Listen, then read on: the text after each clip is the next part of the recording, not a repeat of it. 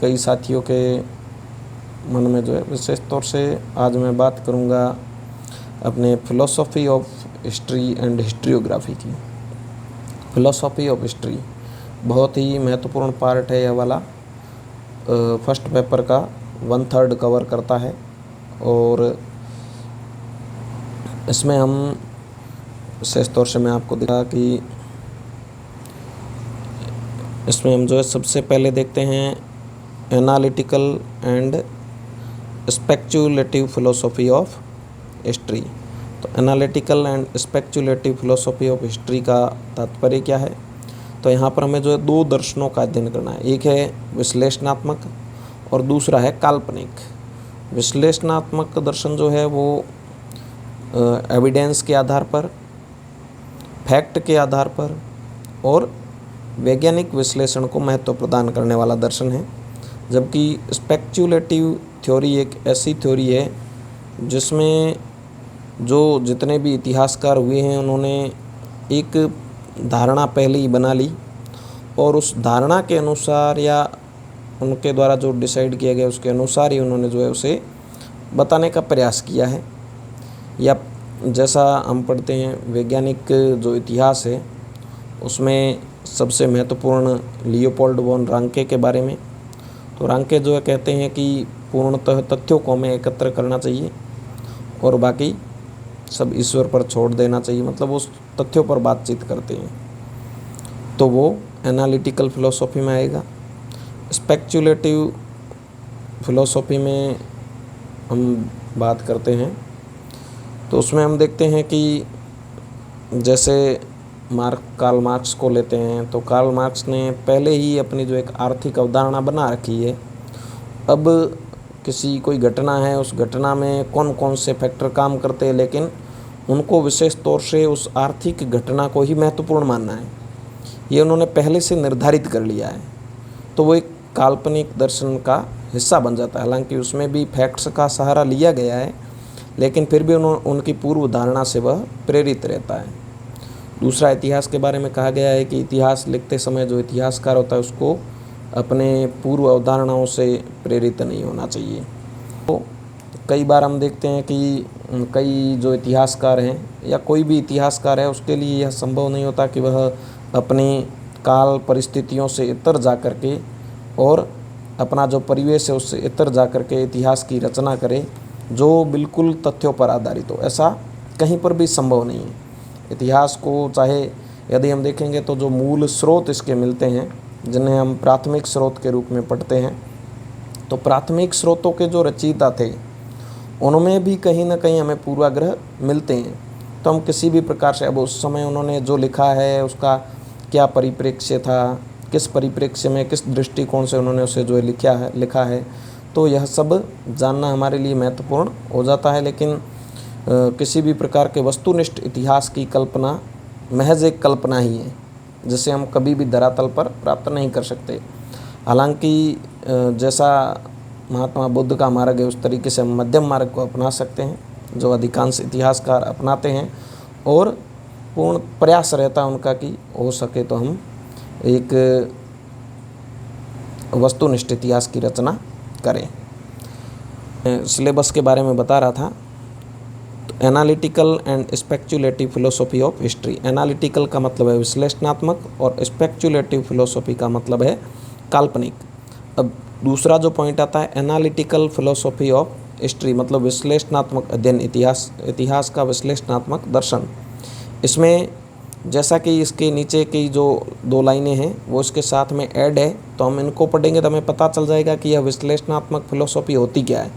तो सबसे पहले आता है इसमें nature of historical evidence, interference and fact, proof and sources of history, literary, primary, secondary and tertiary and archaeological sources.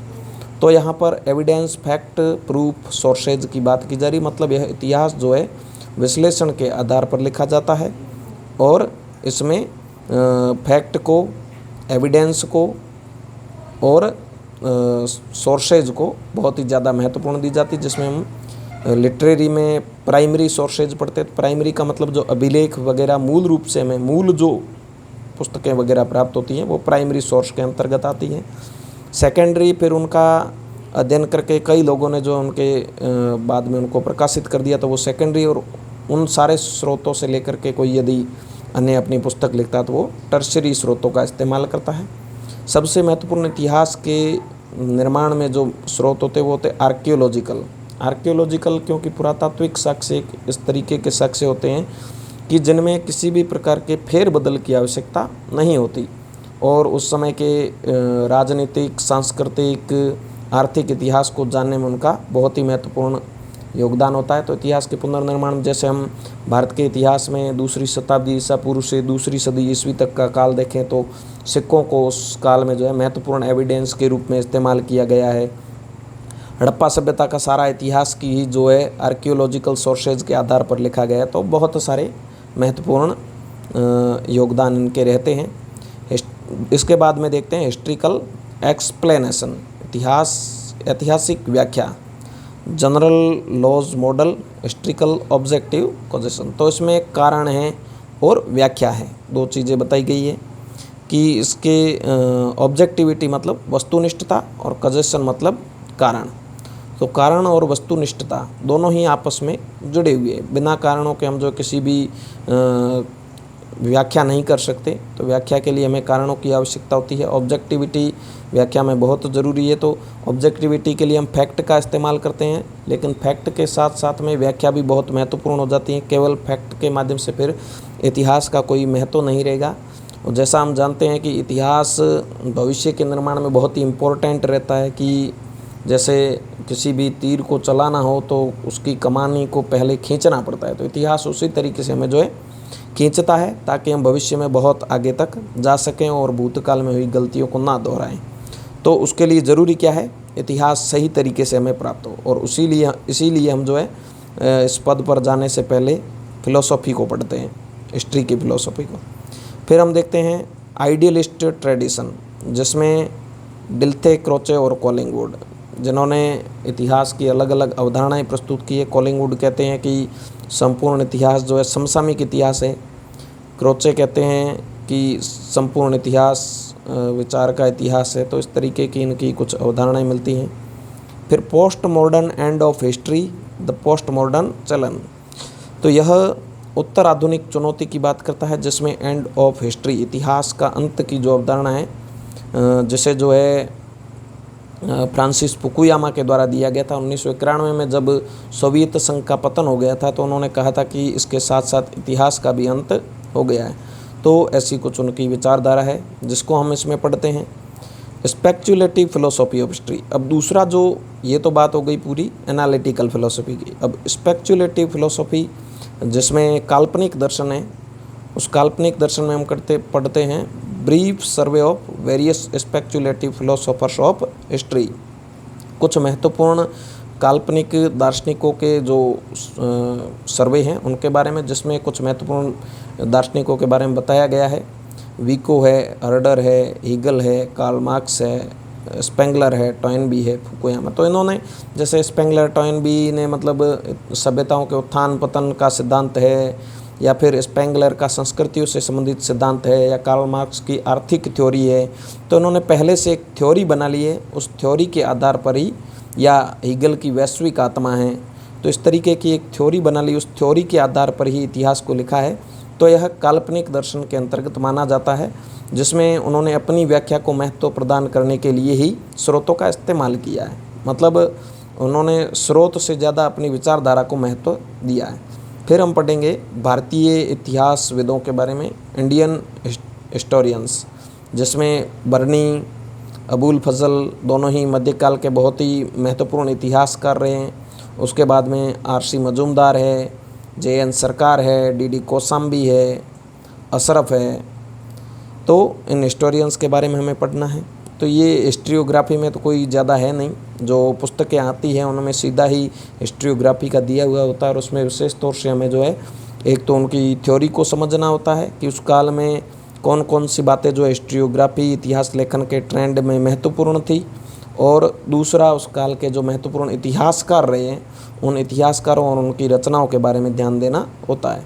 A brief survey of various traditions of historiography, जिसमें हम पढ़ेंगे Indian हिस्ट्रियोग्राफी, जिसमें एंशियंट, मिडाइवल और modern तीनों कालों के अंदर इतिहास को किस तरीके से लिखा गया है। फिर चाइनीज़ में हम पढ़ेंगे कंफ्यूशियस को, ग्रीको रोमन में हेरोडोटस और जूडियो क्रिश्चियन, इसमें जो ईसाई अवधारणा रही है उसको हम पढ़ेंगे। तो जरथुस्त्र के काल में या उसके बाद में जो प्राचीन रोमन साम्राज्य था उस काल में, उसके बाद में तो ईसाई इतिहास लेखन में, जिसमें बहुत सारे इतिहासविदों के बारे में पढ़ेंगे। इस्लामिक हिस्टोरियन जिन्होंने मतलब इतिहास के या हिस्ट्रियोग्राफी के क्षेत्र में हम कहें तो इब्न खल्दून का जो नाम है वो सर्वोच्च श्रेणी में आता है। उन्होंने जो अपनी अवधारणाएं दी है सभ्यताओं के उत्थान पतन के संबंध में, उनकी जो अवयवी अवधारणा है, वह अवयवी अवधारणा समाजों, सभ्यताओं सभी के अध्ययन के लिए बहुत ही महत्वपूर्ण मानी जाती है। कि जिस तरीके से एक व्यक्ति का जन्म होता है और वह धीरे धीरे जो है वह उस पतन की ओर चला जाता है, तो वैसे ही सभ्यताओं का भी और संस्कृतियों, समाजों का भी उत्थान और पतन होता है। फिर हम पढ़ेंगे रांके और साइंटिफिक हिस्ट्री, मतलब रांके और उसकी साइंटिफिक हिस्ट्री के बारे में। मार्क्सिस्ट जो महत्वपूर्ण इतिहास कर रहे हैं वो कॉलोनियल, जब औपनिवेशिक काल था तो उसके दौरान जो अपने उद्देश्यों को सही साबित करने के लिए जो इतिहास लिखा गया उसको कॉलोनियल इतिहास की संज्ञा दी गई है। नेशनलिस्ट, जब राष्ट्रवादी इतिहासकारों ने अंग्रेज़ों के द्वारा जो, या हम कह सकते हैं कि यूरोपियन औपनिवेशिक शक्तियों के द्वारा जो एक कॉलोनियल हिस्ट्रियोग्राफी की रचना की गई थी, तो उसके विरोध में या हम कह सकते हैं उसके विपक्ष में अपनी नेशनलिस्ट विचारधाराओं को महत्व प्रदान करने के लिए इतिहास को नेशनलिस्ट दृष्टिकोण से लिखा है। फिर उसके बाद में कैम्ब्रिज हिस्ट्री और subaltern and post modern. Subaltern में निम्नवर्गीय प्रसंग आते हैं, जिसमें हम जो है निम्न वर्गों से संबंधित जो इतिहास लिखा गया है कि इतिहास में केवल जो महत्वपूर्ण नेताओं वगैरह को स्थान दे दिया जाता है, जबकि वास्तव में उस इतिहास के निर्माण में निम्न वर्ग के लोग जो अपना योगदान देते हैं उसको बुला दिया जाता है। तो उसके लिए इतिहासकारों ने जो है सबाल्टर्न थ्योरी उनको महत्व प्रदान करने के लिए, और उसके बाद में उत्तर आधुनिक पोस्ट मॉडर्न, तो ये सारा पढ़ते हैं। इसमें लगभग पिछले साल भी 48-50 सवाल आए थे और ज़्यादा कुछ इसमें हमें जो है महत्वपूर्ण लगता नहीं है। लगता है कि इसमें हमें जो है कुछ पुस्तकों का अध्ययन कर लेना चाहिए। विशेष तौर से झारखंड चौबे की मैंने पुस्तक पढ़ी, तो वह फिलोसॉफी ऑफ हिस्ट्री वाला जो पार्ट है उसके लिए बहुत ही महत्वपूर्ण पुस्तक है। शॉर्ट भी है, ज़्यादा लंबी चौड़ी नहीं है, और उसकी भाषा जो है वो बहुत ही पढ़ने में आसान है। उसमें हमें जो है किसी प्रकार के कोई विशेष एफर्ट की आवश्यकता नहीं रहती है। फिर दूसरी जो बात आती है हिस्ट्रियोग्राफी, तो हिस्ट्रियोग्राफी में आप ई श्रीधरन, यदि समय है आपके पास में तो आप पढ़ सकते हो। बहुत ही महत्वपूर्ण पुस्तक है। उसमें विभिन्न विशेष तौर से जिनको सिलेबस के अंदर अच्छे तरीके से, जिनके स्पष्टतः नाम दिए हुए हैं, उन हिस्टोरियंस को पढ़ें, क्योंकि वह उनसे सीधे सीधे सवाल आएंगे। बाकी उसमें बहुत सारी चीज़ें दी हुई है, तो इतने अपने को डीप जाने की आवश्यकता नहीं है। विशेष तौर से पुस्तकें वगैरह और अवधारणाओं को याद कर लेना है, वही महत्वपूर्ण होता है, वही परीक्षाओं में पूछा जाता है। इसके साथ साथ एक इतिहास दर्शन लेखन की दिग्दर्शिका करके एक ऑब्जेक्टिव पुस्तक भी चलती है, तो वह भी एक महत्वपूर्ण है। उसको यदि हम पढ़ लेते हैं तो मुझे लगता है कि काफ़ी कुछ सवाल उसमें पकड़ में आ जाते हैं। तो इन चीज़ों को यदि इतना हम पढ़ लेंगे और सही तरीके से पढ़ेंगे तो 45-46 या 40+ सवाल सही करने की पूरी गुंजाइश रहती है। धन्यवाद।